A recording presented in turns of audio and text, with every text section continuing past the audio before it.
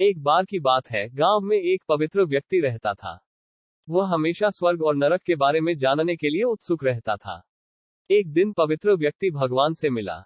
जब वह भगवान से मिला तो उसने पूछा, प्रभु, क्या आप मुझे बता सकते हैं कि स्वर्ग और नरक कैसा है? भगवान मुस्कुराए और उसे दूसरी दुनिया में ले गए। वहां वे दो दरवाजे के सामने खड़े थे। भगवान ने उसे जाने के लिए कहा और प्रत्येक दरवाजे के अंदर खुद जाकर देखने के लिए कहा। पवित्र व्यक्ति ने जाकर पहला दरवाजा खोला। वहां उसने एक बड़ी गोल मेज देखी जिसके चारों ओर लोग बैठे थे। मेज के बीच में स्वादिष्ट सूप का एक बड़ा बर्तन रखा गया था। वहां बैठे सभी लोगों के हाथों में बहुत लंबे चम्मच थे। मेज के बीच में स्वादिष्ट सूप के बर्तन तक पहुंचने के लिए चम्मच काफी लंबे थे। लेकिन लंबे चम्मच के कारण भजन से भरा चम्मच लोग मुंह में नहीं ले पा रहा। लंबे चम्मच की वजह से खाना ना खा पाने के कारण वे सभी दुबले पतले और बीमार लग रहे थे। वहां के लोग बहुत दुखी थे। वहां पीड़ित लोगों के दुख को देखकर पवित्र व्यक्ति कांप उठे। वह उस कमरे से बाहर आया और दूसरे कमरे का दरवाजा खोला।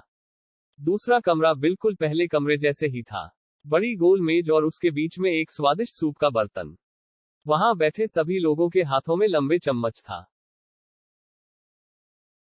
लेकिन यहाँ के लोग स्वास्थ्य थे। वे एक दूसरे से बातें कर रहे थे और खाना खा रहे थे। पवित्र व्यक्ति ये देखकर प्रसन्न हुआ और उस कमरे से बाहर आ गया। फिर पवित्र व्यक्ति भगवान के पास गया और कहा, मुझे समझ नहीं आया कि दोनों कमरे एक ही जैसा है। फिर भी एक कमरा दुख से भरा है और दूसरा सुख से भरा है। भगवान ने उसे समझाया, आपने देखा कि लंबे चम्मच दूसरे को खिलाने के लिए ठीक ठाक है, लेकिन खुद को खिलाने के लिए ठीक नहीं है।